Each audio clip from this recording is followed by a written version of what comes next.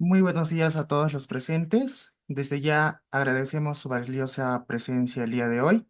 El CAR Rancagua Internacional les da la más cordial bienvenida a este webinar académico que se desarrolla este sábado 27 de diciembre.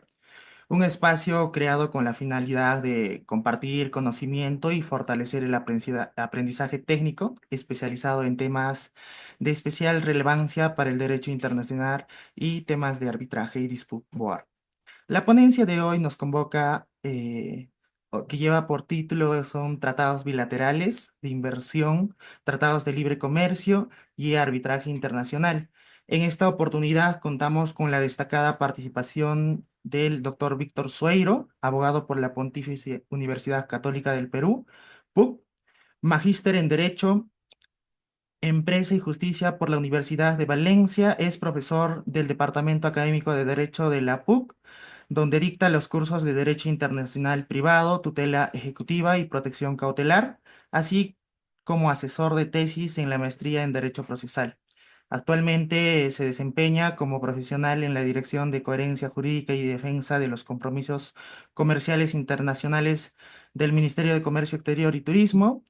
Ha participado en la negociación de capítulos de los tratados de libre comercio suscritos por el Perú. Asimismo, ha sido coach de equipo de estudiantes de la PUC en MOOC internacionales, contribuyendo a la formación práctica en arbitraje y derecho internacional. Sin más preámbulo, damos inicio a la ponencia, agradeciendo al doctor Víctor Suerio por su valiosa participación. Tiene usted la palabra, doctor Víctor.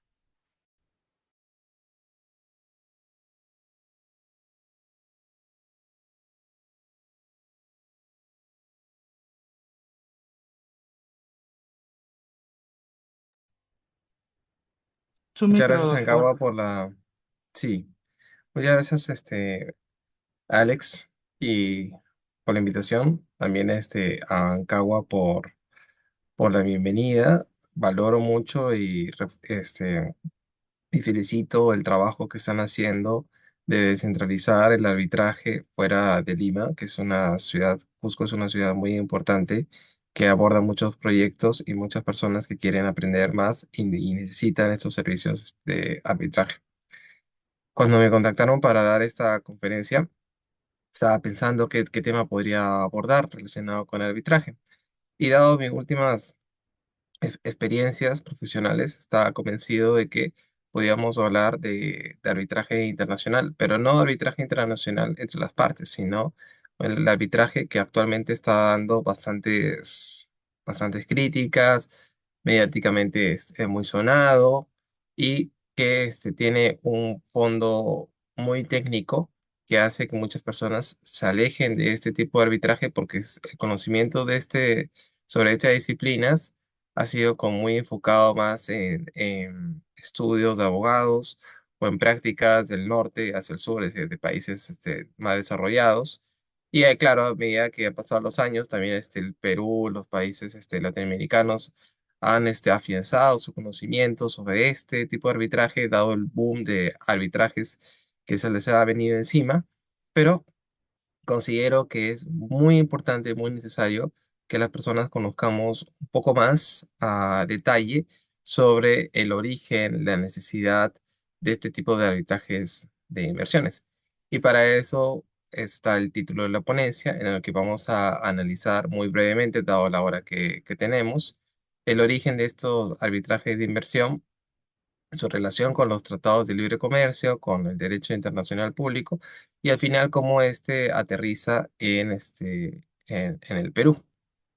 Entonces seguramente hemos escuchado en las noticias eh, disputas internacionales o que dicen que Perú pierde ante el CIADI. Nosotros decimos, ¿cuál es el CIADI? O sea, nos suena, ¿no? Este Centro Internacional de Arbitraje, pero cualquier persona puede ir al CIADI, cualquier empresa, cualquier estado, o qué tipo de arbitrajes ven en este mecanismo de solución de controversias. Porque siempre escuchamos a los estados. Perú contra un privado, Ecuador contra un privado, Estados Unidos contra un privado. O sea, ¿y cuál es la relación entre ese privado y ese país anfitrión? Pero algunas cosas que escuchamos muchas veces en las noticias que en la primera plana. Y ahora vamos a conocer un poquito más de ese origen. No voy a entrar a detalles a las reglas del CIADI o vamos a entrar a detalles a las reglas sobre un arbitraje ad hoc de inversiones, porque ese no es el motivo de esta ponencia, no vamos a quedar muy corto de tiempo, pero sí vamos a poner la primera semilla para conocer un poquito más del origen de este tipo de arbitrajes y los temas más importantes para que luego ustedes desde su hogar puedan investigar un poquito más sobre este tipo de arbitrajes. Un momento, voy a compartir mi pantalla porque tengo una presentación. Listo.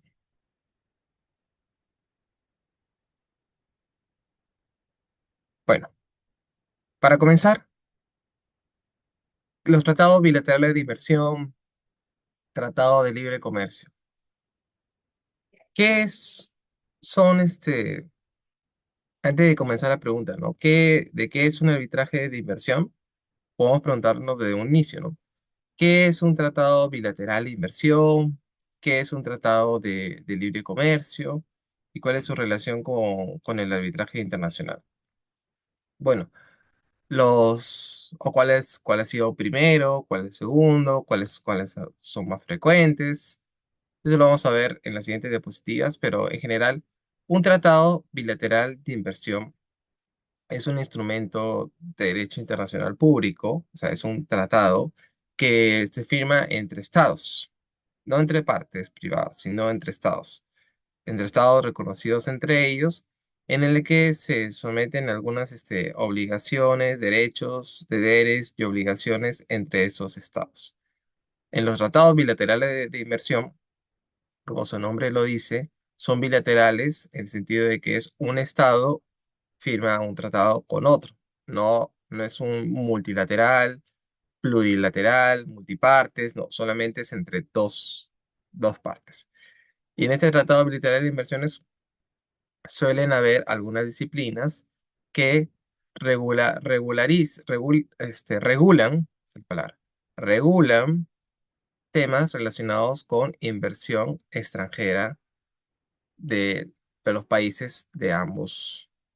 Es decir, si Perú firma, ya tiene firmado, ¿no? Pero digamos, el Tratado Bilateral de Inversión entre Países Bajos y Perú, ¿qué es lo que regula? El derecho de las inversiones, de los inversionistas, de los Países Bajos que vienen al Perú y del Perú que van a los Países Bajos. Los tratados de libre comercio. ¿Y cuál es la relación con los tratados de libre comercio? Bueno, en los últimos años, aunque eso también se ha ido cambiando, hubo una época en que los tratados de libre comercio tenían un capítulo dentro de esos que era sobre inversiones. Y de esa manera se aprovechaba de actualizar el tratado bilateral de inversiones que ya existía entre los países que estaban a punto de firmar un tratado de libre comercio. Un tratado de libre comercio es mucho más amplio.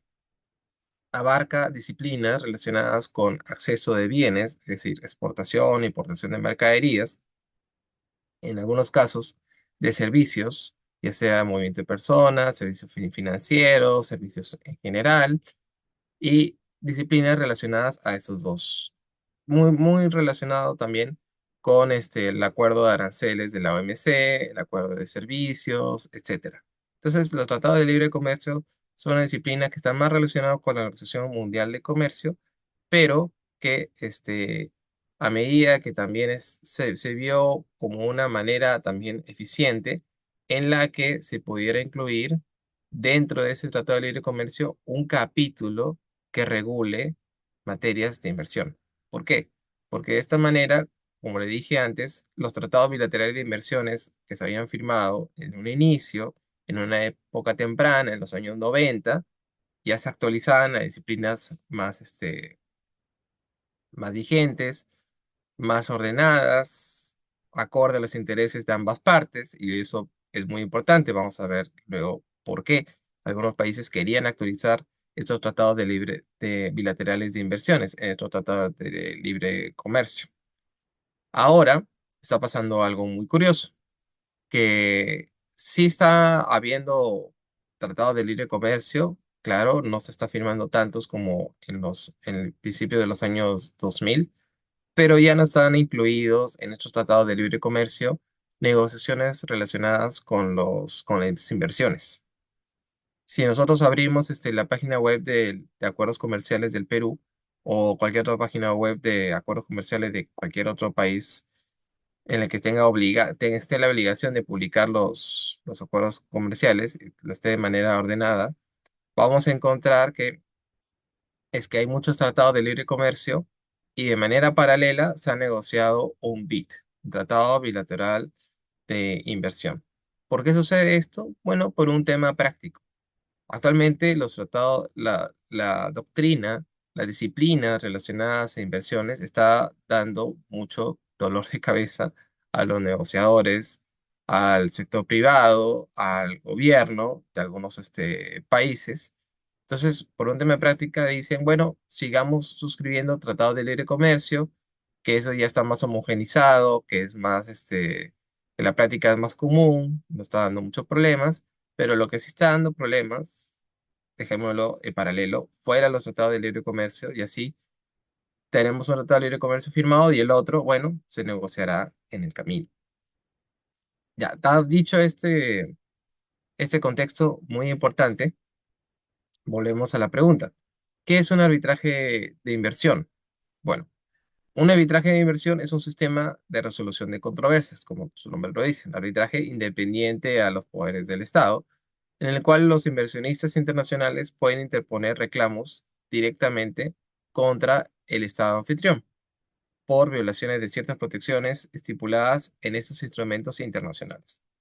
Eso en general. Entonces, un tratado de bilateral de inversiones, como le dije, contiene la doctrina para regular las inversiones en los países anfitriones.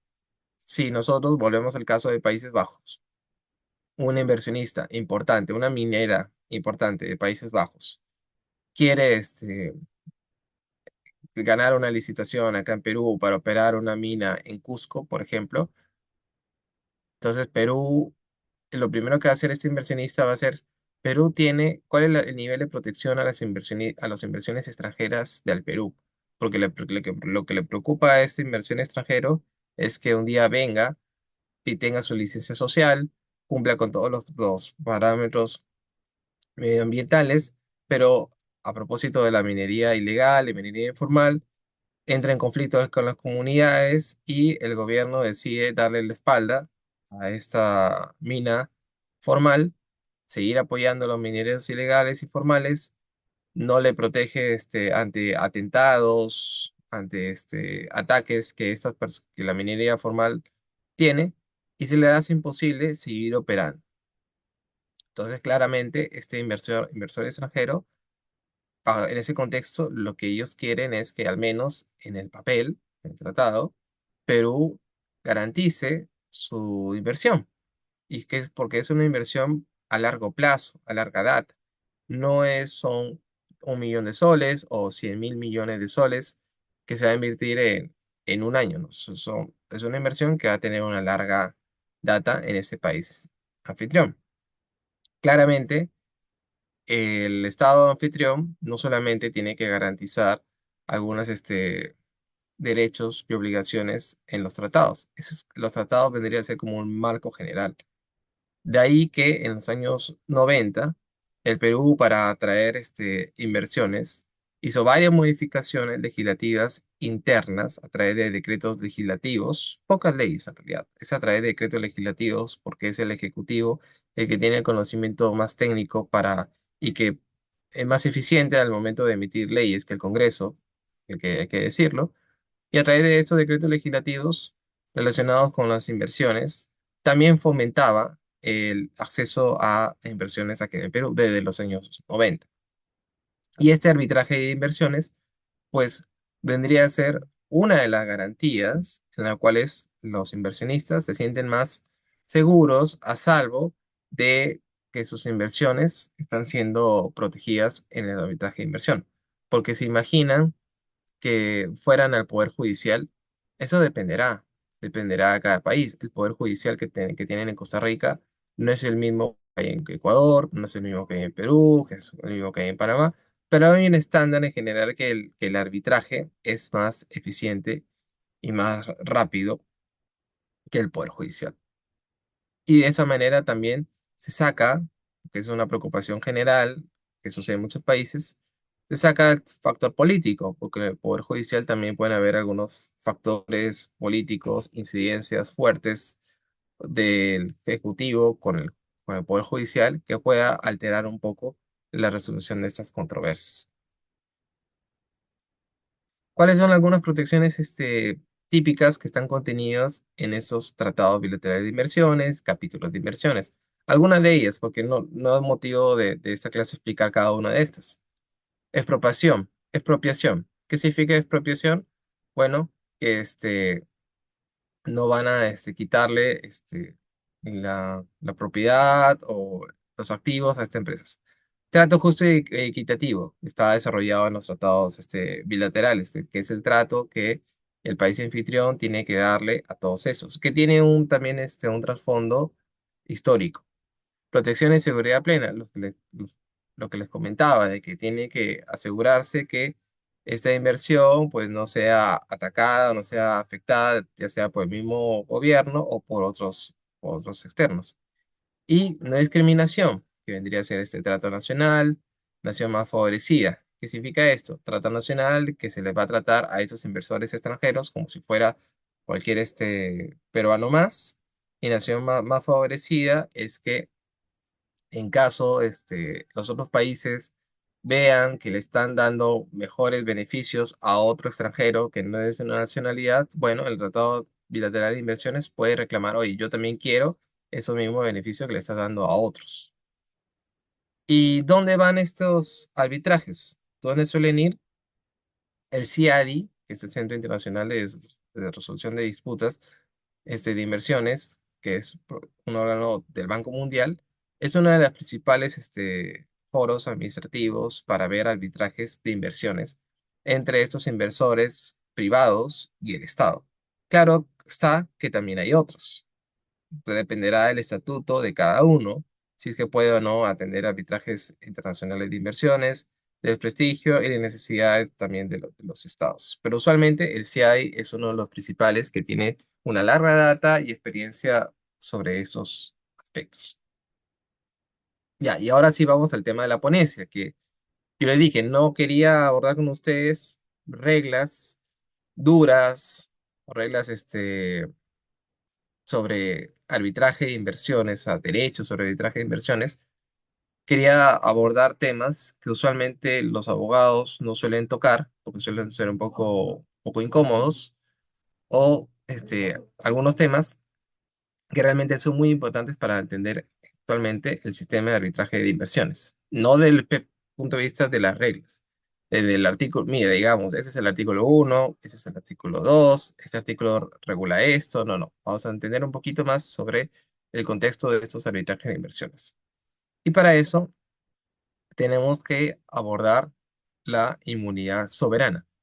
¿Qué es la inmunidad soberana?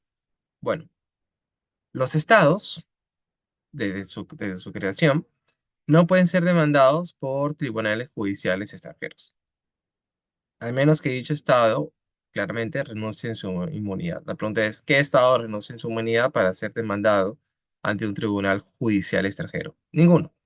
Entonces, tomando en cuenta ese principio rector de inmunidad soberana, es donde también hay un impedimento al momento de tratar las inversiones entre países. Porque usualmente las inversiones, ¿de dónde creen que vienen? ¿De sur a norte o de norte a sur? Lógicamente, de norte a sur, o sea, de países del norte, que son países más desarrollados, a países en vías de desarrollo.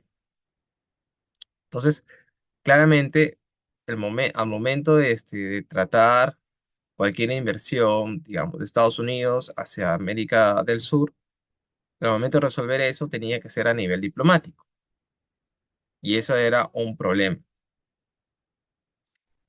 Tengo un momento, por favor.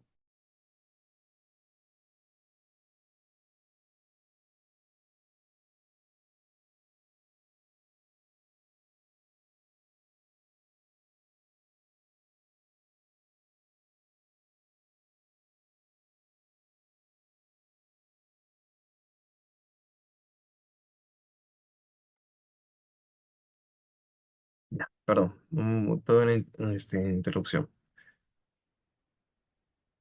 Entonces seguimos.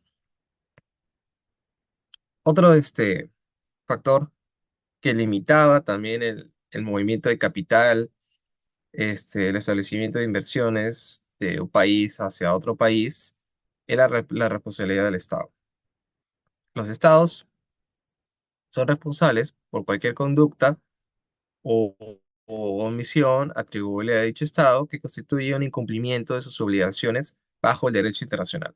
Pero esta conducta o emisión atribuible a los estados era muy difusa porque cuando era hacia un inversionista, mm, como que se podía entender que era parte de la soberanía del estado, hacer lo que quería sobre su territorio, regular sobre su territorio.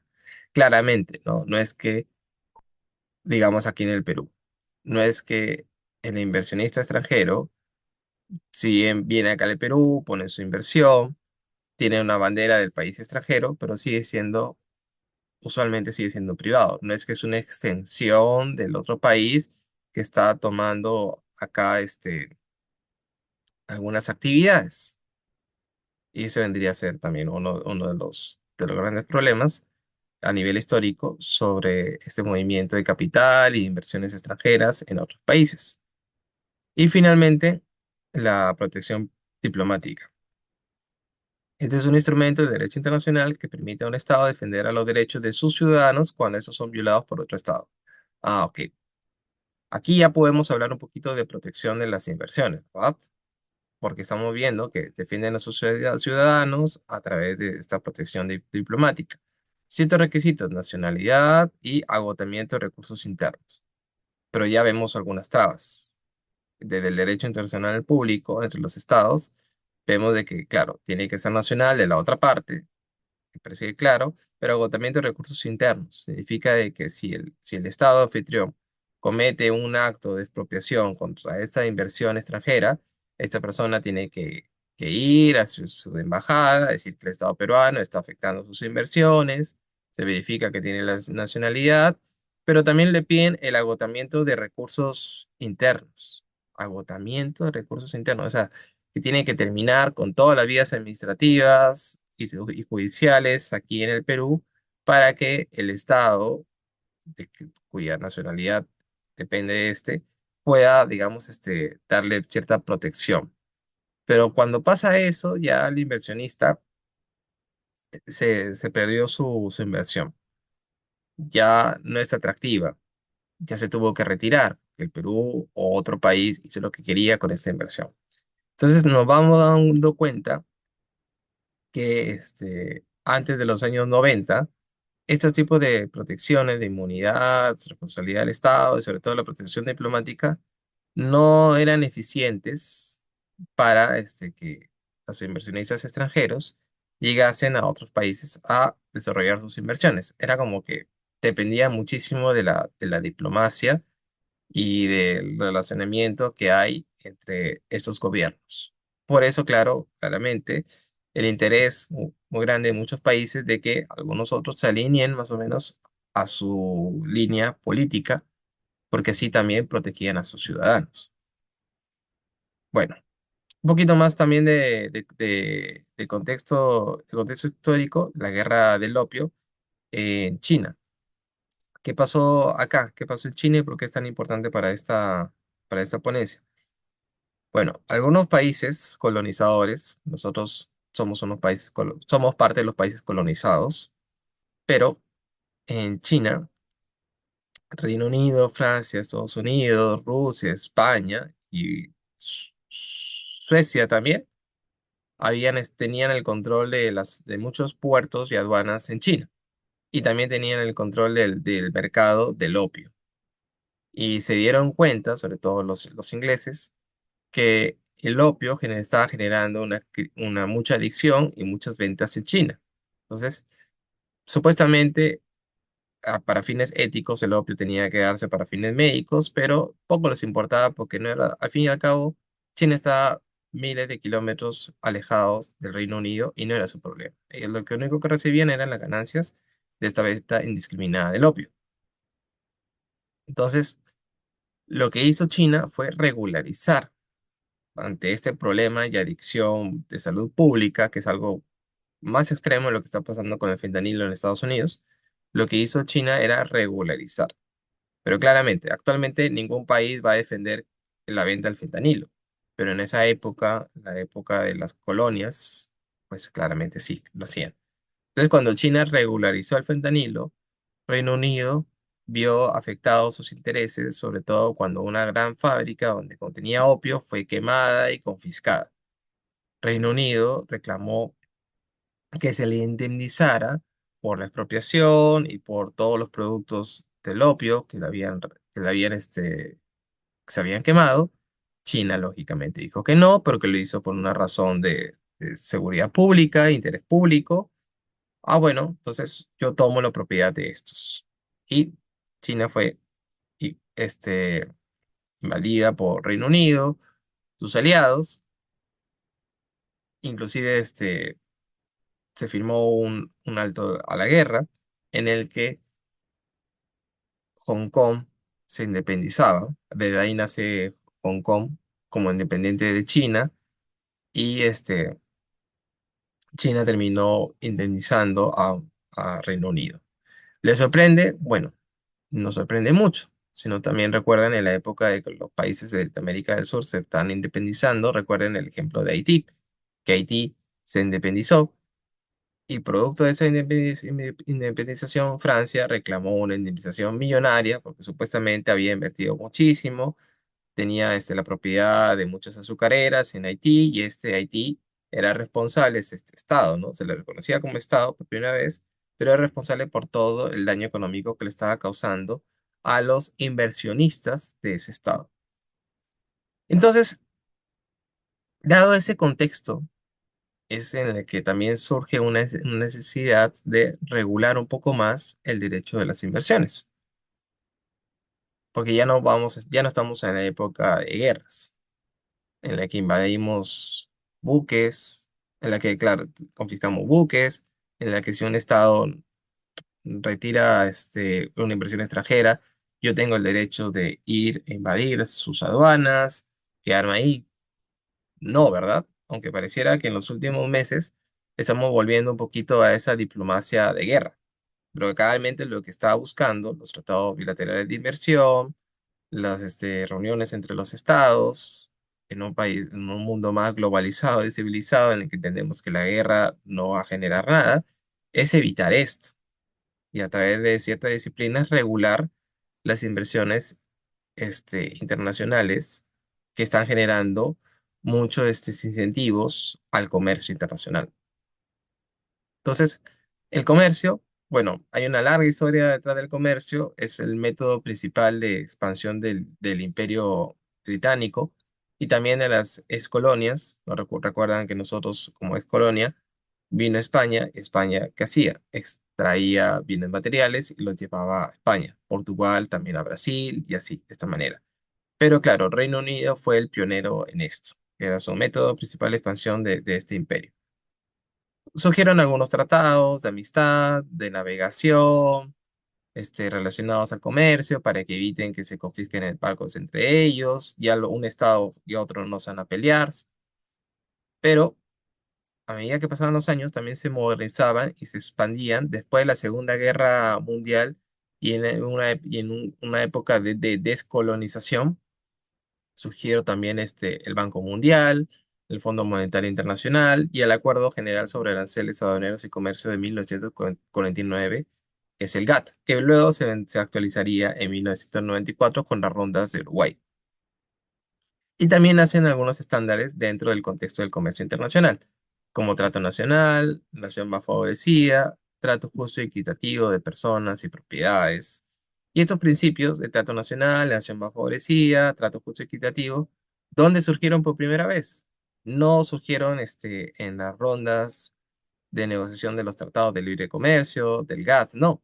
Surgieron por primera vez en esa guerra entre China y Reino Unido, donde ahí Reino Unido le impone a China este trato nacional, que a todos los ingleses se les tiene que tratar igual que a los chinos. también impone a China la nación más favorecida, que Inglaterra no va a tener los mismos beneficios o igual beneficios, no puede tener peores beneficios que otro país que China le dé, y así. Entonces, surge un contexto histórico muy importante y es importante mencionar, para la redundancia, las guerras que han pasado sobre esto y todo lo que hemos tenido que llegar para tener estos estándares. Entonces, nos movemos al sistema moderno de protección de inversiones, que protege el libre comercio, e inversión, después de la Segunda Guerra Mundial. Hay unos tratados que se firman específicamente para la protección de inversiones e inversionistas. El primero es Estados Unidos-Pakistán de 1959. Surge un primer tratado bilateral de inversiones entre Alemania, Pakistán. Luego también en 1962 con un país sudamericano, Alemania, República Dominicana, y ambos establecían estos tratados específicos para regular las inversiones extranjeras que establecían el arbitraje para resolver disputas, pero únicamente entre los estados partes. Es decir, en este primer grupo de tratados bilaterales de inversiones ya se establecía el arbitraje, pero no se concebía que un privado demandase al Estado ante un fuero internacional debido a que este Estado estaba afectando sus inversiones. Eran los años 60 y claramente ustedes, Pakistán, ustedes, República Dominicana, yo, Alemania, por ejemplo, yo les digo, tienen que firmar este Tratado de Libre Comercio para proteger las inversiones de Alemania. ¿Por qué? Porque yo, Alemania, voy a crear fábricas en República Dominicana. Fábricas van a dar más trabajo, van a dar más ganancias, rentabilidad, productividad, va a ayudar a industrializar República Dominicana. Ah, ok, perfecto. Me parece bien. Ok, pero que sea recíproco, porque como es un tratado y bajo el derecho internacional público, tiene que ver un principio de igualdad. Ustedes también de República Dominicana, los inversionistas de República Dominicana pueden venir a Alemania y también yo les voy a garantizar la inversión. Y ahí les surge algo, ¿no? Pero sin desmerecer a República Dominicana en los años 60, sin desmerecer a Pakistán, pero ¿qué inversiones significativas de Pakistán y República Dominicana van a ir a Alemania, un país post-guerra mundial, altamente industrializado, que estaba también en el contexto de la Alemania dividida entre occidental, oriental, muy regulada, y van a atender los inversionistas extranjeros de República Dominicana, de Pakistán. Bueno, el tratado lo dice, al menos el tratado. Pero lo que sí no aceptaban estos países en un primer momento era que estos inversionistas pudieran demandar al Estado. Era algo inconcebible. No, tendría que ser el mismo Alemania o el mismo República Dominicana que lleve arbitraje a este otro país, como se concebía en ese entonces, ¿no? También existía la Corte Internacional de Justicia. No se concebía que un privado demandase, un privado extranjero, claramente, demandase a un Estado. Pero hubo intentos poco a poco, multilaterales para proteger la inversión.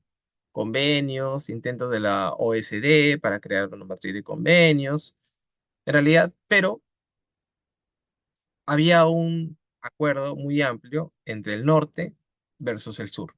Siempre había, en realidad, a raíz después de la Segunda Guerra Mundial, tienen que entender un poquito del contexto histórico. Los países del norte actuaban en bloque versus los países del sur. ¿Por qué dirán? Bueno, algunas pistas ya las tenemos, ¿no? ¿De dónde provienen las inversiones? Del sur al norte, hablamos en los años 60, 70. Del sur al norte o del norte al sur. Del norte al sur, ¿verdad? Entonces, había un acuerdo amplio de los países del norte en en buscar acuerdos multilaterales de protección de inversiones o acuerdos bilaterales de protección de inversiones para no regularlas. Es decir, que las inversiones lleguen a los países del sur y no tengan mucha regulación para que puedan ir más inversiones del país del norte al país del sur. Pero los países del sur estaban asustados de qué tipo de inversiones estaban llegando. O claramente, iban a desarrollar mi industria, pero ¿a qué costo? Como que yo no puedo regularla. O sea, siempre había también un proteccionismo interno en los países del sur. Y aparte en esas épocas de 1950, 1960, en el Perú, ¿cuántos presidentes teníamos? Bueno, no voy a decir esa pregunta porque actualmente con sistema democrático también tenemos 9 presidentes en 10 años. Pero en esas épocas también había muchos golpes de Estado, mucha intervención también de Estados Unidos con la doctrina Calvo, hacia Estados Unidos, de Estados Unidos hacia los países de América del Sur. Y también, claro, los países de América del Sur, después apenas tenían unos 150 años de independizados, también tenían un poquito de miedo de ese tipo de qué tipo de inversiones iban a traer esos países que antes me habían colonizado. Pero gana el norte. Y post ronda de Uruguay de 1994, donde se establece la Organización Mundial del Comercio, se celebra un acuerdo sobre medidas en materia de inversiones relacionadas al comercio. Entonces, ¿cuál era la motivación acá? Desarrollo, o sea, desarrollar los países del sur o una necesidad económica de los países del norte de invertir su capital en esos países del sur. Eso es lo que muchos economistas o historiadores ponen a esa pregunta. Y repito, eso ya no es un tema legal de abogados. Ese es un poco el tema para entender el trasfondo de los arbitrajes de inversiones que actualmente está en auge.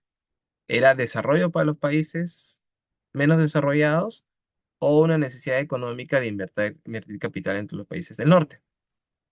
Porque, vamos a ver en una diapositiva después, no hay tratados bilaterales de inversiones entre países del norte, entre Alemania, Estados Unidos, entre Estados Unidos, Países Bajos, entre Francia y Canadá. Entre ellos no tienen tratados bilaterales de inversiones. Los tienen entre los países del norte y los países del sur, porque buscan invertir la capital, el cabeza de capital de regularizar las inversiones en los países del sur. Surge también en ese contexto el Convenio de Washington de 1965, en el que nace el CIADI, que permite a estados contratantes ser sujetos de demanda directamente por inversionistas extranjeros. Entonces, fíjense, desde el 1966, que surge el CIADI, apoyado por el Banco Mundial, ya se permite que un estado pueda ser demandado por inversionistas extranjeros. Entonces, es primera vez donde masivamente se renuncia parcialmente o totalmente a esta inmunidad soberana que habíamos visto en las diapositivas atrás, en la que ningún extranjero podía demandar al Estado.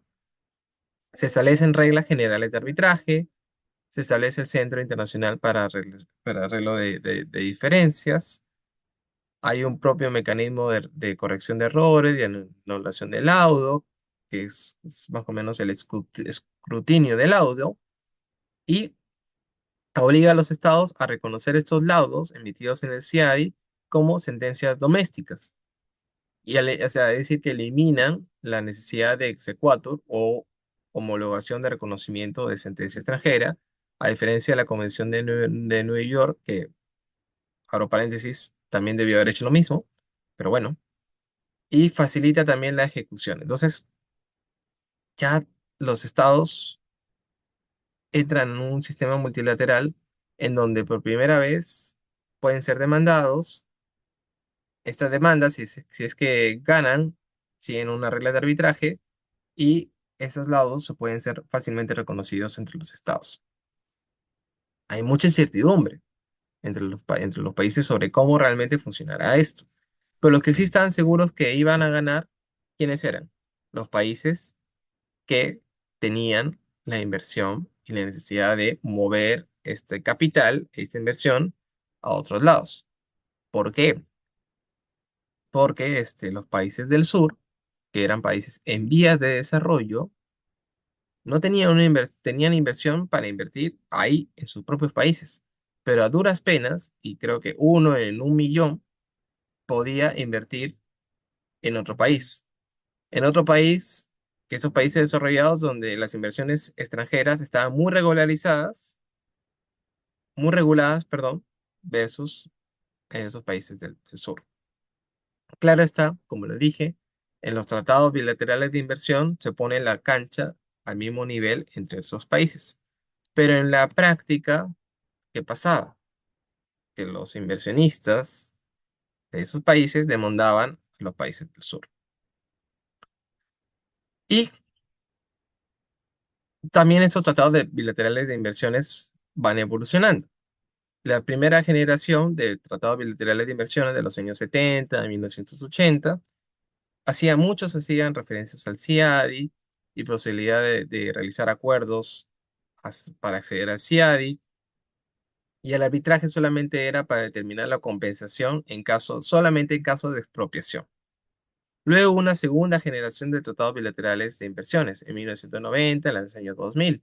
Y aquí lo sufrió muchísimo Argentina, porque Argentina fue demandado por muchos países alegando los bilaterales de inversiones. Y acá daba por primera vez el acceso directo por cualquier violación del tratado. Cualquier violación o afectación del tratado ya permitía al inversionista ir a arbitraje contra el Estado. Los estándares, a diferencia de la primera generación, eran mucho más amplios, entonces se podía demandar por muchas más cosas. Y la mayoría de estos tratados bilaterales de inversiones de estos años siguen vigentes en Latinoamérica. Son los que más vigentes están y los que más invocan los inversionistas extranjeros para demandar a los países latinos. Luego surge, a mediados de 2000 presentes, una tercera generación de tratados bilaterales de inversiones que están mejor. ¿Por qué digo que están mejor? Porque tienen estándares definidos, son más precisos, ya no son tan amplios. Ponen condiciones también a la oferta al arbitraje. Excluyen algunas medidas que los estados en base a su soberanía pueden aplicar a las inversiones. Incorporan también, también están incorporados en tratados de libre comercio, como el NAFTA, que es el NAFTA de entre Estados Unidos, Canadá y México, u otros. Y ustedes se preguntarán, ¿por qué? ¿Por qué pasamos de unos estándares muy amplios en 1990 con una tercera generación, que de dicho sea de paso no es la mayoría de esta tercera generación y se ha como que frenado bastante, con estándares más definidos, con condiciones expresas a la oferta, o sea, más restringido a la inversión directa? Porque los inversionistas son buena gente, porque los estados del norte quieren ser más buena gente con los estados del sur para que firmen. Ahí se los vamos a ver, miren.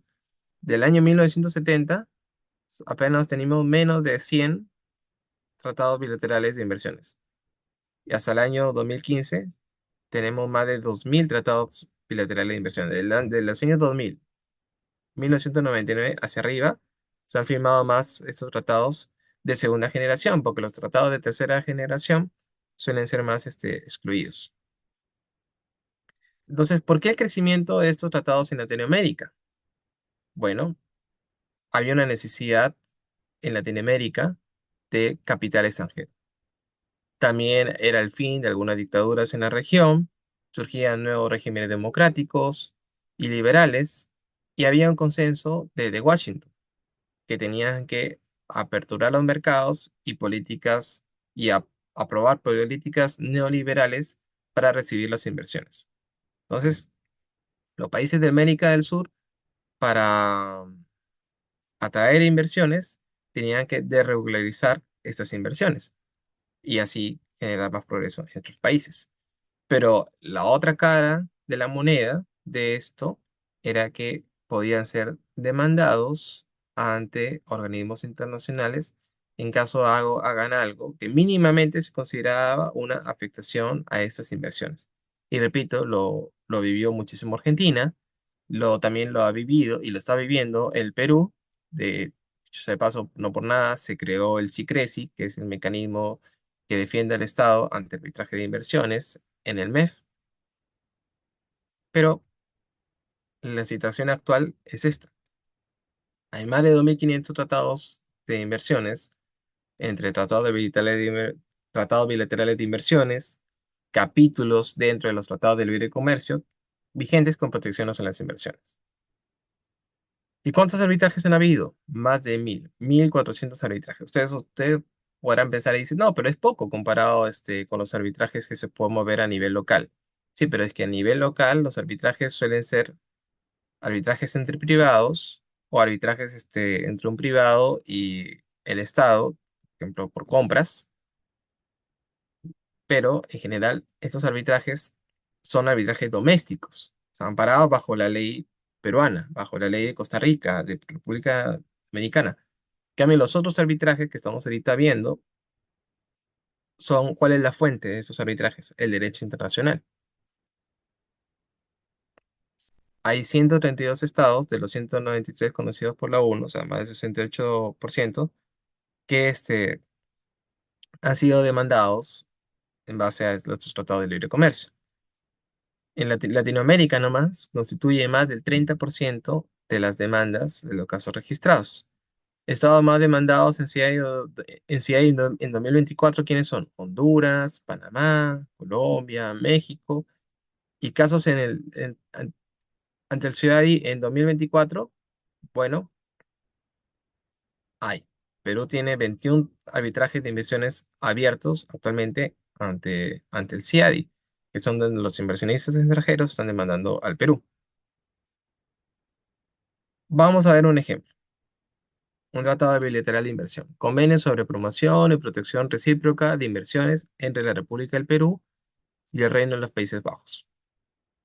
Fíjense, cada una de las partes promoverá dentro del marco de sus leyes y reglamentos la cooperación económica a través de la protección en su territorio de las inversiones realizadas por nacionales de la otra contraparte.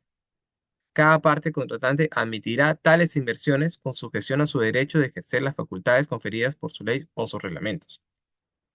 Acá la pregunta es, ¿qué son inversiones? Acá dice solamente en general, inversiones realizadas por nacionales de la otra contraparte. Recuerden que lo que le dije, ¿no? Que los tratados bilaterales de segunda generación eran muy amplios. La pregunta es, ¿qué son inversiones? ¿Comprar bonos es una inversión? ¿O una inversión es establecer una empresa de larga data durante 10 años, por ejemplo, para que tenga una inversión significativa en el Perú? O simplemente la compra y venta de un inmueble. ¿Eso también es considerado una inversión? Ese es uno de los problemas que generaban ese tipo de tratados de segunda generación. Y claro, también incluía términos de nacionales para comprender a quiénes eran las personas que podían acceder a estos tratados bilaterales de inversión. Y dado la amplitud de términos sobre esos aspectos, había muchos forum shopping o treaty shopping. ¿Qué significa eso? De que algunas empresas, algunos inversionistas extranjeros, cuando se veía venir que les estaba yendo mal, o cuando querían acusar a un Estado de que debido a la aplicación arbitraria de sus leyes, estaba afectando sus inversiones directas, de alguna manera buscaban qué tratado bilateral había firmado este país y querían nacionalizarse de ese país. Y de esa manera, que se nacionalizaban de ese país, ya podían invocar este tratado. Casos han habido, inclusive de peruanos que buscaban nacionalizarse de un país extranjero para obtener la protección diplomática de este. O también peruanos que tenían doble, triple nacionalidad en la que se afectaban sus inversiones e invocaban que, oye, yo tengo una segunda nacionalidad de la República Checa, porque mi bisabuelo es de República Checa, etcétera, etcétera. Y generaba esa generalidades, pasaba eso.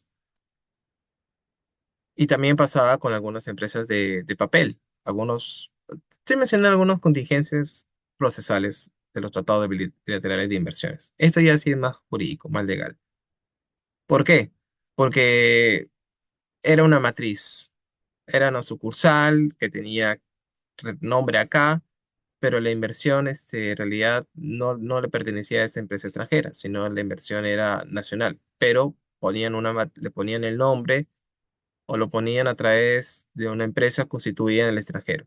En realidad, esta empresa constituida en el extranjero no tenía ningún poder sobre la inversión aquí en el Perú o en el país de inversiones. Entonces, estos tratados bilaterales de inversiones se encontraron con muchísimos problemas.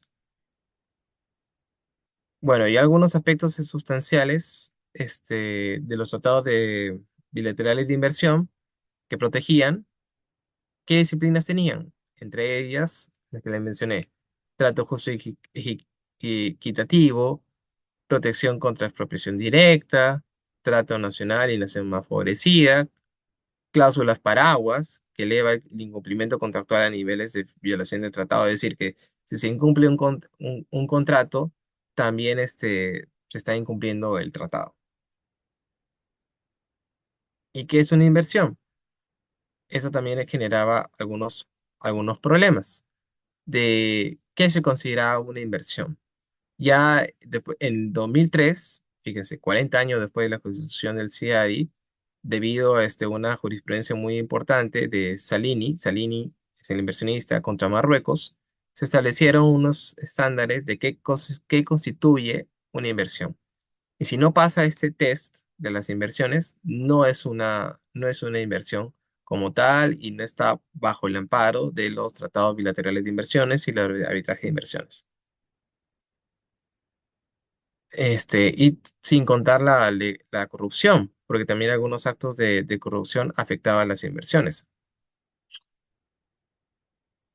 Seguimos. Las cláusulas paraguas que les decía, de que elevaba el incumplimiento de un contrato a nivel de tratado. Estoy pasando rápidamente esto. Notas sobre reclamaciones contractuales. Actualmente el Perú es una práctica que sigue, que no estoy muy de acuerdo. En un momento, en todos los contratos de obra o concesiones ponía una cláusula que decía de que se iban al CIADI. Pero la pregunta es, ok, ¿lo ponemos porque queremos ir al CIADI porque nos ha ido medianamente bien o porque realmente esto es una inversión catalogada como tal? Y ha generado algunas contingencias también. Entonces, esos son algunos pinceladas sobre el arbitraje de inversiones, que lo que evidentemente quiero que vean es que no es que nace en los años 60, 70 o la segunda generación de tratado bilateral de inversión de los años 90, en la que todo está claro, a diferencia, por ejemplo, de una ley del Código Civil de 1984 o un Código Civil interno de un país, en donde sale y claro, hay jurisprudencia que aclara algunos aspectos sobre el Código Civil o el decreto legislativo de arbitraje o las normas sobre contrataciones con el Estado, sobre compras públicas. Repito, claro, hay jurisprudencia que van arreglando algunas cositas que van quedando. Pero en el caso de arbitraje de inversiones, todo está muy amplio. Era como firmar un papel en blanco. Pero, por ejemplo, ¿qué cosas están pasando actualmente sobre el arbitraje de inversiones?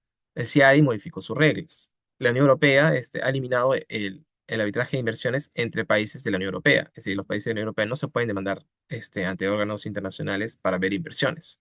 ¿Por qué? Primera administración de Trump retiró de los Estados Unidos del TPP, que era un tratado este, multilateral de comercio e incluía también inversiones. Y reemplazó el NAFTA, eliminó el acceso a arbitraje para reclamación de inversiones, excepto en algunas industrias específicas. Y Trump anunció también una política de aranceles agresivas y también estaba decomisando decomisando, ¿no? Algunos buques que salen de Venezuela. ¿Qué les quiero decir con esto? Que lo que tradicionalmente, como pueden ver en esta gráfica, ¿no? Arriba, Global North, Global South, arriba, dice de dónde provienen las inversiones y a la izquierda dice dónde es el país anfitrión de las inversiones. Fíjense, cuando la inversión viene del norte, el país de la que recibe las inversiones también es del norte. Ok, sí, es común. Y cuando el país viene del norte, cuando la inversión viene del norte, el país que recibe las inversiones es del sur. Acá, very common, o sea, mucho más común. En cambio, cuando la inversión viene del sur, las inversiones del sur llegan al norte, acá dice, estos son datos que están en internet, que es muy poco común. Muy poco común, está creciendo, pero a nivel tortuga. Es decir, que los países del sur manden inversión directa a los países del norte, es muy poco común. Y estamos hablando de 2025. Los países del sur, con los países del sur, sí está creciendo sustancialmente.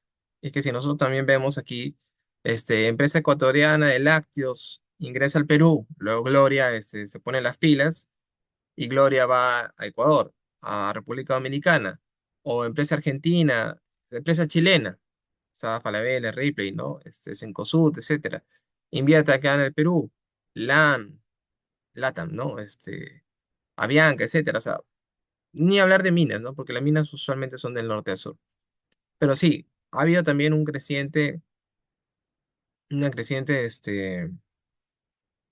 medidas, ¿no? De que inversionistas extranjeros del sur van a otros países del sur, pero muy poco países inversionistas del sur van al norte.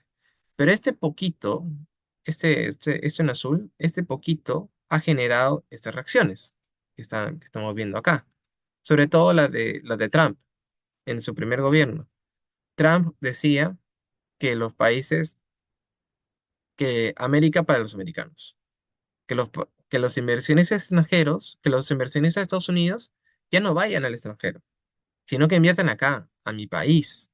Por eso es que denunció el tratado de libre comercio entre México, Canadá y Estados Unidos. Luchó muchísimo para modificarlo y de esa manera ya no sea tan atractivo que los inversionistas de Estados Unidos vayan a México o vayan a Canadá, sino que se queden acá. O sea, pasamos de una época de amplitud de mercados, de que los estados mandan su capital a otros estados, a una época en la que tenemos que también resguardar nuestro mercado interno y además, esto está también muy relacionado con la Unión Europea, porque a la Unión Europea no le gustaba que los demandasen. Los, esto que está en azulito, de países del sur que invierten en el norte, les estaba generando ruido, porque si bien se sentían muy cómodos los países del norte en mandar su capital, exportar su capital, ¿ya? Y que estos inversionistas tengan todas las reglas claras para demandar a los estados anfitriones de las inversiones en caso de afectar a sus inversiones, los países del norte ya no les gustaba cuando fuera al revés, cuando inversionistas del sur, inversionistas extranjeros, demandaban a estos países del norte por las mismas reglas que ellos habían creado. Y es donde aquí ya nos se pusieron más pilas y dijeron, aguarda, hay que modificar el sistema de arbitraje de inversiones, porque ya estaban perdiendo algunos arbitrajes de inversiones. Pero Perú, para variar, mi país, ¿no? Es una excepción. Bueno, no solamente Perú, sino también Australia. Hay un artículo, ese artículo, que lo estoy poniendo de pantalla, que está en inglés, que está muy bueno, muy interesante, que les recomiendo que lo lean. ¿Qué quiere decir cuál es el objeto principal de este artículo? El objeto principal de este artículo es estudiar e investigar por qué algunos gobiernos siguen apoyando el sistema de solución de controversias entre inversionistas y estados, a pesar de haber enfrentado demandas internacionales muy, pero muy costosas, que teóricamente deberían haberlo vuelto más cautelosos, en esos arbitrajes de inversiones. Y estas autoras analizan el caso del Perú y sostienen que hay muchas preferencias de los técnicos, de los gobiernos, que dicen que más allá de los altos costos del arbitraje, el arbitraje de inversiones o toda la regulación de inversiones actualmente es muy beneficiosa en comparación con el arbitraje, ya que el arbitraje es de bajo riesgo. El Perú ha ganado casi todos sus arbitrajes. Y el sistema también de inversiones y arbitraje promueve una buena gobernanza al disciplinar a los estados. Eso es lo que dicen. Y aseguran que el sistema de arbitraje de inversiones es esencial para atraer inversiones. De lo contrario, si no reconocemos los arbitrajes de inversiones, las inversiones se van a ir del Perú, se van a ir del país, porque no los vamos a amparar y no los vamos a dar resguardo. Sin embargo, hay nula, poca evidencia empírica que esto sea verdad. No lo hay. Es más que todo una doctrina política que algunos países han adoptado, siguen manteniendo de apertura de mercados y decir, bueno, traigo inversión directa del extranjero con toda la regulación abierta para ellos porque va a generar progreso a mi país. Y los arbitrajes, bueno, es el precio que tengo que pagar, pero realmente ese precio que tenemos que pagar también es importante al momento de analizar unas políticas públicas y todo este contexto que le estamos hablando. Australia por muchos años prohibió también el arbitraje de inversiones porque le salió muy costoso, porque era también ampliamente demandado por los inversionistas. En el caso de Perú, el SICRESI ha sido medianamente muy exitoso. La defensa del SICRESI la defensa del Perú ante los arbitrajes de inversiones ha sido muy exitosa, pero en los últimos años ya han habido casos en donde al Perú ha sido ya mordido y no y con una herida así fuerte ante estos arbitrajes de inversiones, porque cada vez más los inversionistas también están ganando este terreno y el Perú tiene que pagar sumas millonarias. Casos así emblemáticos hay un montón, solamente para mencionar un par, en donde, y cuestionables, en donde compran los bonos que emite el Estado en la época de Velasco, los bonos de la reforma agraria, un extranjero, una empresa estadounidense, los compra a los peruanos que recibieron esos bonos a cambio de que les expropiaran sus tierras. Ustedes ya lo conocen, esos casos. Pero lo que no sabían es que este extranjero estadounidense pidió al Estado peruano que les pague. Y el Estado peruano le dijo, no, no te voy a pagar. O sea, ni le pagué a los tenedores de los bonos, te voy a pagar a ti. Ah, ya. Demandó ante un arbitraje de inversiones y acá la cuestión era, ¿esa compra de acciones, de bonos, era una inversión o no era una inversión? Según el Tesalini, según el Tratado de Libre Comercio entre Estados Unidos y Perú, etcétera.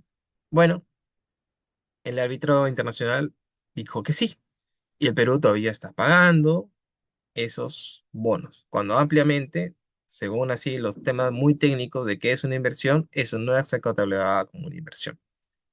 Otro ejemplo, también controversial, en donde actualmente el CIADI determinó que en el caso del Perú, en el caso Lupaca, Lupaca Gold versus Perú, es un laudo reciente de agosto de 2024, desestimó las pretensiones de la minería, una mina canadiense que estaba acá en el Perú, pero sí dijo que el Perú no cumplió con sus deberes internacionales contemplados en el Tratado de Libre Comercio entre Perú y Canadá, en sentido de seguridad plena.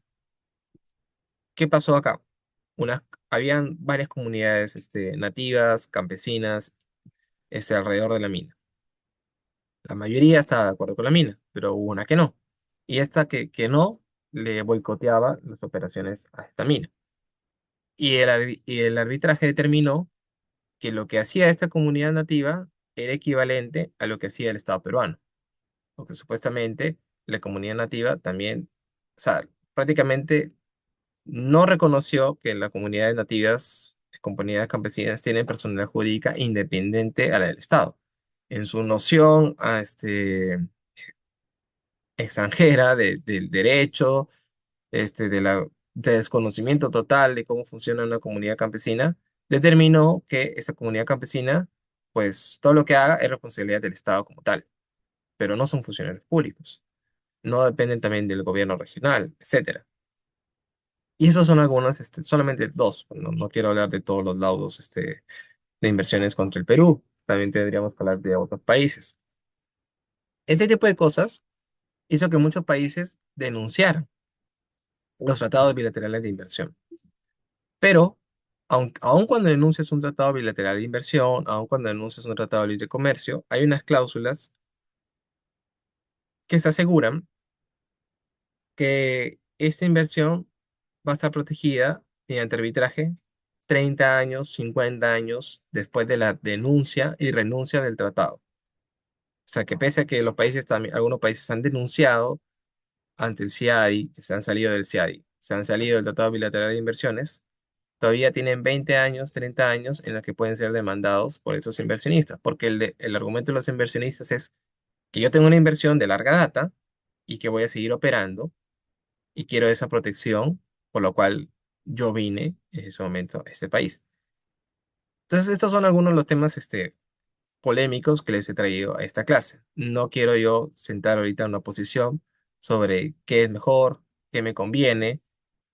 Evidentemente, no podemos ser tan categóricos y decir que los tratados bilaterales de inversiones, el arbitraje de inversiones, ha generado perjuicios.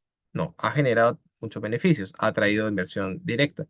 Pero la pregunta que decía al inicio, esta necesidad de arbitraje de inversiones y de regularizar las inversiones era para que los países en vía de desarrollo progresen o era para mover el capital de mi país del norte hacia otros países. Claro, de alguna manera también genera riqueza, pero riqueza no es lo mismo que desarrollo. Y olvidamos un poquito la Ronda de Uruguay o el propósito del Banco Mundial y otros organismos internacionales que lo que buscan es el desarrollo de los países como tal. Es por eso que actualmente se está investigando y también está analizando realmente estos arbitrajes de inversiones. Como protección de los capital, está perfecto, pero la brújula no debería ir más hacia el crecimiento de todos los países por igual. Que ya con esto termino.